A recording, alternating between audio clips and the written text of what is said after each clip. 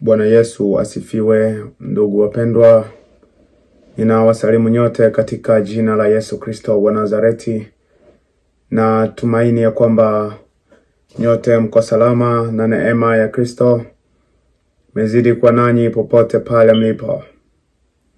Leo nimewajia na somo lisemalo jitambulishe ama kujitambulisha. Kujitambulisha ni kitendo cha kuwafanya watu ama ufalme fulani ukutambue ama ukufahamu.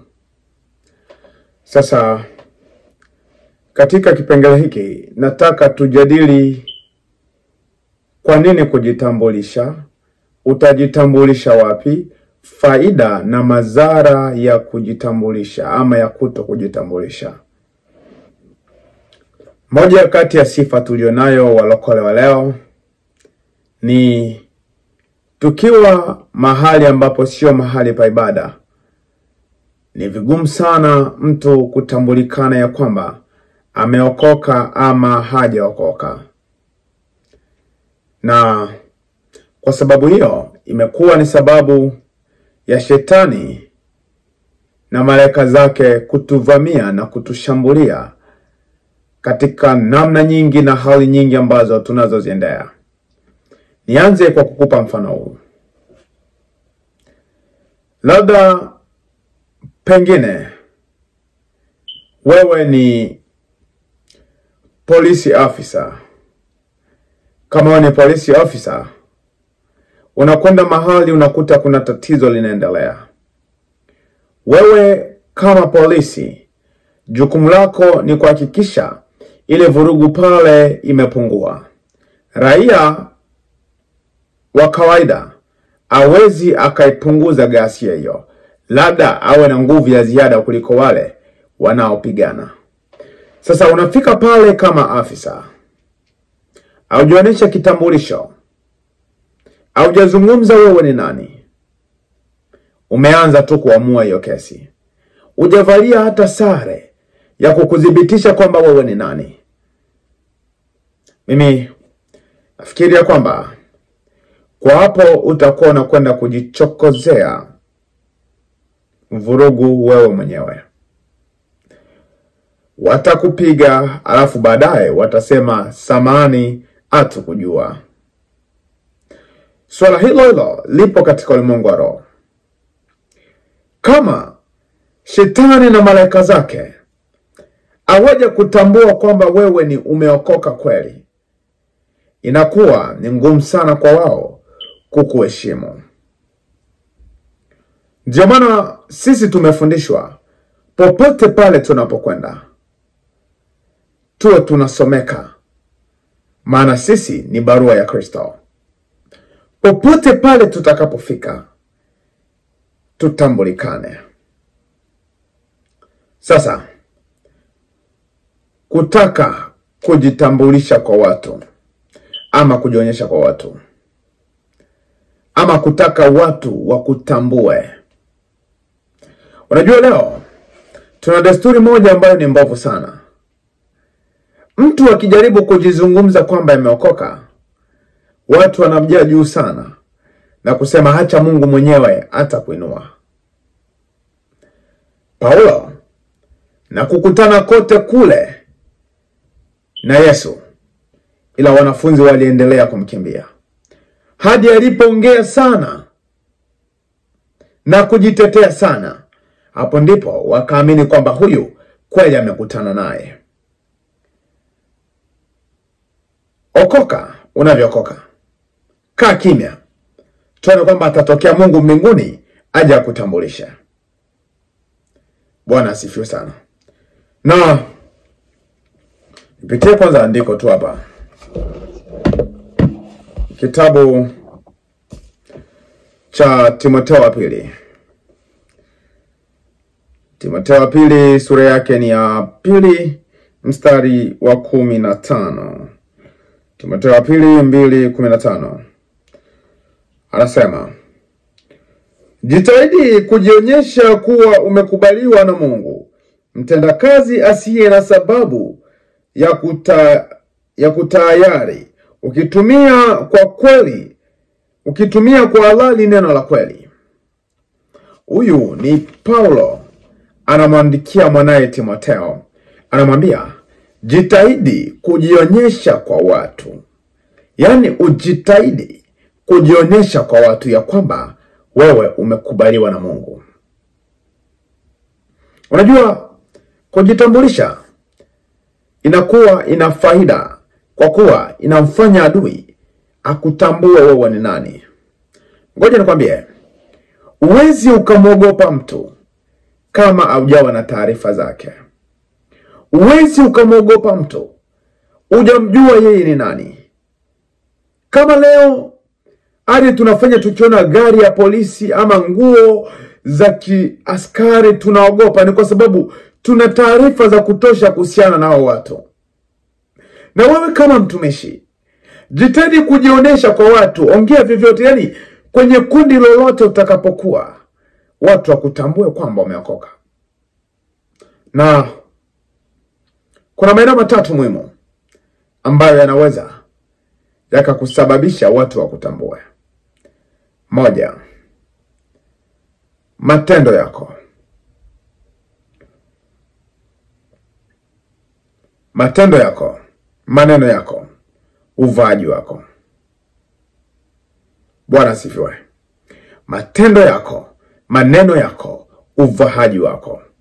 Hayo mambo matatu yanaweza yakakutambulisha popote pale unapokwenda ya kwamba wewe ni nani. Bwana asifiwe sana. Hayo yatakutambulisha kwamba wewe ni nani. Kwa sababu atubaki tu, tusiwe wale walokole wa kusema kwamba tumeokoka tu. Kwa sababu mimi najua ninaongea na watu wa rohoni. Ninaongea na watu ambao wanamjua Mungu hata zaidi ya mimi, watu ambao wapo kwenye level za kiroho za juu zaidi. Ila ninachotaka tu kwambia, matendo yetu, maneno yetu, uvaaji wetu, hivyo ndivyo vinatambulisha na kudhibitisha kwamba kweli tumeokoka. Najua nyie mnafikiri ya kwamba anayejua wokovu wa mtu ni Mungu mwenyewe. Ila mimi nataka nikwambie, kuna mashahidi wengine, kuna mashahidi 4 wanaojua wokovu wa mtu. Moja ni mtu mwenyewe. Mtu mwenyewe anajijua kwamba mimi nimeokoka ama ninaigiza. 2, shetani anajua vizuri. Anajua kwa wote ninaweza nikagusa, lakini huyu kumtoa hapa sio rahisi. 3, ni Mungu mwenyewe. Mungu anatambua ya kwamba hule ni mtu wangu. Na 4, ni watu unaoishi nao. Watu unaoishi nao, hao nao pia wanatambua kwa kuwa wanaona unachokitenda, wanaona unachokiishi. Bwana asifiwe sana. Unaweza ukasema ninaweza nikaishi hivi, kumbe nikawa niko hivi. Ndugu, hayo ni maneno tu ya kufarijiana. Uwezi ukasema ninaishi hivi kumbe niko hivi. Kitabu cha Mathayo 7:16. Mathayo 7:16 hadi 18. Anasema, mtawatambua kwa matunda yao. Je, watu uchuma dhabibu katika miiba au tini katika mibaruti? Vivyo hivyo kila mti mwema uzaa matunda mazuri, na mti mwovu uzaa matunda mabaya. Mti mwema huwezi kuzaa matunda mabaya, wala mti mwovu huwezi kuzaa matunda mazuri. Ninachotaka kuzungumza mahali hapa ni kwamba ni kile ambacho tunachokuaga tunajifariji, sema kwamba anayemjua mtu ni Mungu mwenyewe. Nishakwambia, kimjazacho mtu ndicho kimtokacho. Tunachokiona kwenye uwasilia kikitokea nje ndicho kilichojengeka ndani. Biblia imesema kwamba mti mbaya huwezi ukazaa matunda mazuri. Kamwe uwezi. Yaani kama sisi ambao tulikuwa na maembe, huwezi ukakuta kwenye mti wa embe kumekaa na mavoka. Huwezi ukakuta hivyo. Kwa hiyo kila mti unatoa matunda kwa namna yake. Kwa jinsi ulivyo ndivyo unavyotoa matunda. Na kwa wewe, tunapoona matendo yoyote mabaya nje, hivyo ndivyo ulivyo. Si kana kwamba tukae tunasema Bwana naangalia roho, Bwana naangalia ndani. No. Kinachotokea kwenye uhalisia, maana kiasili kabisa mwanadamu sio huyu tunayemwona nje. Mwanadamu ni kile kilicho ndani. Ndio maana mtu akifa unasikia watu wanasema mwili wa fulani. Sio fulani, bali ni mwili wa fulani. Ina maana kwamba mwanadamu sio hiki kimwili tunachokiona. Mwanadamu ni yule aliye ndani. Na yule aliye ndani ndiye anayesukuma kwa hiki kimwili kitende. Bwana asifiwe sana. Ndio maana watu tutatambulikana kwa yale tunayoyatenda. Tukipita pande zote, tumeona watu wamevaa mavazi ya hatari. Tusiseme kwamba labda Mungu anawajua. Alafu mnawaya kusema andiko kwamba wazinzi na washarati watatangulia watu mbinguni. Mimi nikwambia tu kwamba Mungu aangalii kama jinsi sisi tunavyoangalia. Nyinyi mnafikiri kwamba mtu ajichafue sana? Hakuna Mungu yeyote aliyempa mtu shida duniani akampokea mbinguni. Bwana asifiwe sana. Basi, matendo yetu, tunatenda nini tunapokuwa kwenye jamii? Maneno yetu, tunatamka nini? Yesu asifiwe sana. Tunatamka nini tunapokuwa mbele za watu? Tunatamka nini? Afu uvaji wetu, tunavaa nini tunapokuwa mbele za watu? Maana hayo ndiyo yanayomtambulisha mtu. Hayo ndiyo matunda ama matendo ambayo yanazungumzwa kwenye Biblia. Mti ni mwanadamu, mti ni mtu. Kama mti ni mtu, matunda ni matendo ya mtu. Sasa wewe kama mti unatoa matendo gani? Bwana asifiwe.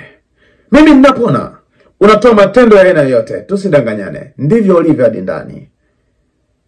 Bwana asifiwe sana. Na kwa nyinyi ambao bado mnang'ang'ania kwamba tutakwenda kwa neema tujichafue sana, mimi nakwambia ndugu, wakati wa kuokoka ni huu. Wakati wa kuokoka ni huu. Maana wengine tulisubiri sana kesho, lakini tuliokolewa kwa mkono wa nguvu. Labda wewe usifikie huko. Basi, niombe, taka sana watu wakujue wewe ni nani. Maana wakikutambua wewe ni nani, itakupunguzia majukumu. Unajua, imefika mahali tukiingia kwenye kundi lolote, mimi ulimwengu nikiingia kwenye kundi lolote, watu wanajipanga waanze kuongea nini. Kwa sababu wanajua huyu anayekuja hapa, aya yote tutakayozungumza hapa hayamhusu. Tunajua kwamba desturi ya vijana ni kujadili mabinti kila wakati. Niende nizini na nani, niende wapi. Ila sisi wengine tukifika kwenye vipengele na mazingira kama na hayo, lazima wabadilishe mada. Kwa sababu wanajua anafika ambaye ajali kwenye hizo pointi kabisa. Bwana asifiwe sana. Lakini yote hayo watayaogopa, wataacha kuyatamka. Endapo kwamba wameshanifahamu mimi ni mtu wa Mungu, mimi nimeokoka, hapo ndipo atakapoogopa. Lakini kama hawajanifahamu mimi ni nani, utajikuta utasikiliza mada tu. Hasa pia kwa kulewa. Mnaweza mkapo kwenye meza na wenzako wakakupangia, lakini wenyewe watasema hapana, huyu hapana, huyu hapana. Kwa nini? Kwa sababu wameshajua kwamba huyu ameokoka. Ila kama nitambulisha, itawekwa tu hapo. Yesu asifiwe. Hivyo jitambulisha. Sasa kwa Mungu na kwa shetani pia nako tafuta sana ufahamike huko. Kwa sababu Mungu, shetani anatujua, Mungu anatujua vyema. Matendo yetu tunayoyatenda, maisha yetu tunayoyaishi, ndiyo atakayochagua kwamba sisi ni wa wapi. Na ndio kweli yanayowakilisha kwamba sisi ni wa Mungu kweli ama wa shetani. Hivyo niombe, jitahidi kwenye maisha yako yote, mwanzo mwisho, watu wakutambue. Kama wewe umeokoka kweli, watu wakutambue. Kama bado ni mpagani kweli, usiigize. Wewe paganika tu huko. Bwana asifiwe sana. Kwa nikusi kwamba kama akina Yesu walifika mahali kuingia hatari, ni kwa sababu walijitambulisha sana. Mimi ni mtoto wa Mungu, mimi ni mtoto wa Mungu. Aliongea mengi. Bwana asifiwe. Aliongea mengi. Kwa sisi tuwe kujitambulisha. Tujulikane sisi ni akina nani. Yaani sisi sio watu wa kutakiwa kujificha. Unajua kuna walokole wengine ukimkuta kwenye masherehe ya kidunia, uweze ukajua kwamba huyu ni yule waga anahubiri kanisani. Yaani kwa uvahaji, kwa maneno yake utajiuliza, huyu Roho Mtakatifu wake ni wa kanisani tu. Lakini mimi nakuja kushauri ya kwamba tujitambulishe. Popote tunapokwenda, iwe kwa neno ama kwa tendo, watu watufahamu kwamba sisi tumeokoka. Watu watufahamu sisi tumeokoka. Kuna wachungaji wengine wanatumika mahali lakini hawajulikani kwamba ni wachungaji. Siku moja niko mahali, mchungaji fulani akaanza kuniuliza habari ya binti fulani. Lilikuwa ni binti fulani limevali suruali. Mchungaji akastuka. Ule binti ni wapi? Sasa nikajua nyuma kwamba ni mchungaji. Nikasema, "What? Kumbe ni haya. Haya bana." Ila mimi najua ukijitambulisha unawafanya adui arudi nyuma kidogo. Japokuwa atakuja kujaribu, lakini atakuja sasa ajaribu, lakini kasha kujua nguvu yako iko wapi. Lakini kama ujitambulishi, atakurarua kwa staili yoyote. Bwana asifiwe. Kwa staili yoyote. Angalia, unakwenda kwa una binti ama unataka kwenda kutoa mali, hujajitambulisha, hiyo mali itaenda bure hiyo.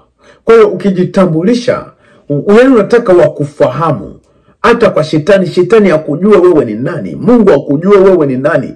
Watu akujue wewe ni nani. Hayo ndio maisha na ndio level tunapambana tuifikie. Yesu asifiwe. Kwa leo nimeshia hapa. Nitoe tena tangazo. Nimekukaribisha kwenye kongamano la kanisa la Kikosi Kazi cha Injili, tawi la watoto wa mchungaji Mbarikiwa Mwakipesile waliopo hapa USA. Tutakutana tariki 17, 18 na 19 mwezi wa 12 mwaka 2021. Tutakuwepo pa Wichita, Kansas. Hivyo ukihitaji ama kama unaishi maeneo yale, ulimwengu ambao unamuona leo ni kwa sababu nina mtu aliyenifunda. Kama kuna kitu chochote ambacho unafaidika kupitia mimi, jua kwamba kuna mtu aliyenifunda. Kwa hiyo inawezekana kwa hivi. Karibu uje tushiriki hizo ibada ambazo zilitubadilisha na kutufanya kwa hivi. Namba yangu ni alama ya kujumulisha 1-757 samani ni alama ya kujumulisha 1-757 907 5551. Niandikie ujumbe kwa WhatsApp ama ni text kwa namba kawaida, ama atanipigie simu nikiwa na muda nitakujibia. Nikutakie neema nyingi ya Kristo iwe nawe. Ukitaka kutuona face to face, karibu kwenye kongamano hilo ambalo nina imani litakusababisha uwe ni mtu mgumu zaidi na uwe ni mmoja kati ya jeshi la ukombozi. Kristo asimame pamoja nawe. Amen.